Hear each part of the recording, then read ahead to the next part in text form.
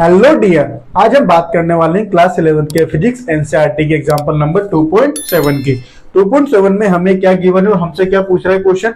एक पेंडुलम है, पेंडुलम को जो ऑसिलेट किया जाता है तो उसमें कितना टाइम के लिए इतना वेरिएशन आता है, T1 T2 T3 T4 T5 के लिए इतना टाइम हमें मेंशन होता है। तो हमसे क्वेश्चन में क्या पूछा हुआ है, फर्स्ट पूछा हुआ है हमसे एब्सोल्यूट एरर क्या होगा, रिलेटिव एरर क्या होगा, परसेंटेज एरर क्या होगा। ये तीन क्वेश्चन हमसे इस न्यूमेरिकल में पूछे गए हैं। तो सबसे पहले निकालते हैं इसका एब्सोल्यूट एरर। अब एब्सोल्यूट एरर फाइंड करने के लिए हमें इससे पहले क्या निकालना पड़ता है, इसकी ट्रू वैल्यू।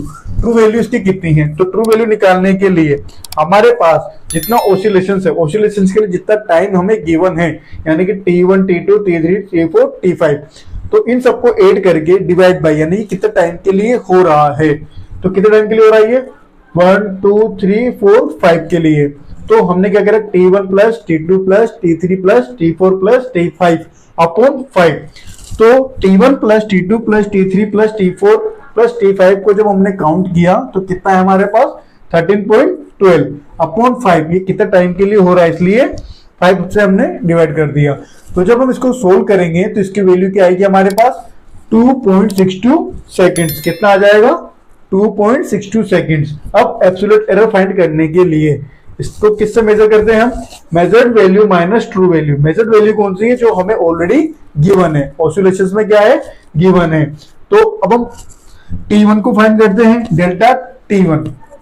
ओके, मोड के अंदर हमें ये सारी वैल्यू मोड के अंदर ही रखनी है। इससे क्या होगा, अगर इसकी जो वैल्यू होगी हमेशा क्या आएगी, पॉजिटिव ही आएगी, चाहे वो उसका 5 - 3 करो या 3 - 5। तो इसकी जो बाहर जो वैल्यू आएगी वो क्या आएगी, मोड के बाहर पॉजिटिव ही आएगी।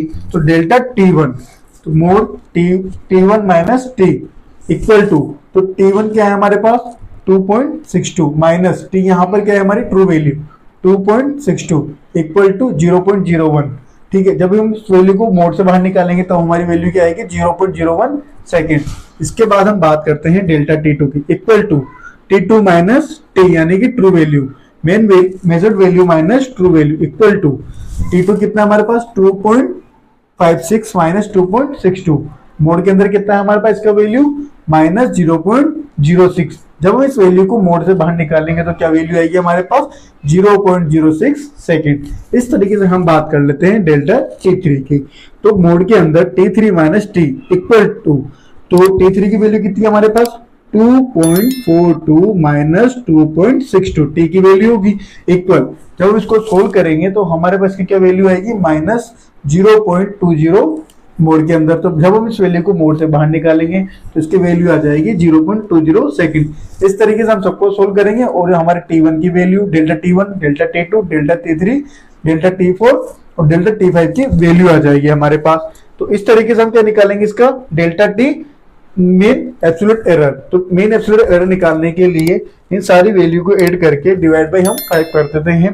तो 0.01 delta T1 plus delta T2 plus delta T3 plus delta T4 plus delta T5 upon 5।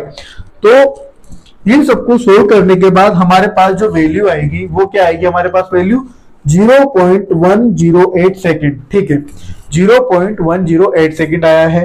तो यहाँ पर जो 10 है, इस 10 को मैं 11 के पैरेलली ले सकता हूं। तो यहाँ पर जो वैल्यू आ जाएगी डेल्टा T मीन के कितनी आ जाएगी हमारे पास 0.11 यानी कि 0.11 सेकेंड आ जाएगी। तो हमारे पास ही क्या होगा एब्सोल्यूट एरर। इसके बात करते हैं रिलेटिव एरर की। रिलेटिव एरर को किस तरीके से फाइंड किया जा सकता है, तो रिलेटिव एरर का फॉर्मूला क्या होगा, delta T mean absolute error upon true value. Delta T mean absolute error कितना फाइंड किया था अभी हमने 0.01 अपॉन T यानी कि ट्रू वैल्यू कितना है हमारे पास 2.62। जब हम इसको सोल्व करेंगे तो इसकी वैल्यू क्या आएगी हमारे पास 0.0384। अब देखिए यहाँ पर जो 3 है इसको मैं अप्रोक्सीमेटली 4 ले सकता हूँ, क्योंकि जो 3 के बाद जो वैल्यू आ रही है ये किससे ज्यादा है 5 से ज्यादा है। तो हम इसको 3 को क्या कर लेंगे, हम 4 अप्रोक्सीमेटली 4 ले लेते हैं। तो यानी कि इसका जो वैल्यू आएगा हमारे पास क्या आएगा 0.04। अब यहाँ पर देखिए सिग्निफिकेंट फिगर कितना है हमारे पास 1, कितना है 1, क्योंकि यहाँ पर क्या आ रहा है हमारे पास 0.04। ओके, इसके बाद हम बात करते हैं परसेंटेज एरर की। परसेंटेज एरर को किस तरीके से फाइंड किया जाता है, जो रिलेटिव एरर है इसको हम मल्टीप्लाई कर देंगे 100 से, तो हमारे पास जो रिजल्टेंट निकल के आएगा वही हमारा क्या होगा, परसेंटेज एरर। रिलेटिव एरर हमारा पास कितना है, 0.04 मल्टीप्लाई 100, तो यहाँ पर कितना आ जाएगा 4%, यानी कि जो परसेंटेज एरर आ रहा है वो आ रहा है हमारे पास 4%। इस तरीके से हम एब्सोल्यूट एरर, रिलेटिव एरर और परसेंटेज एरर को निकाल सकते हैं। देखिए कितना इजी वे है निकालने का।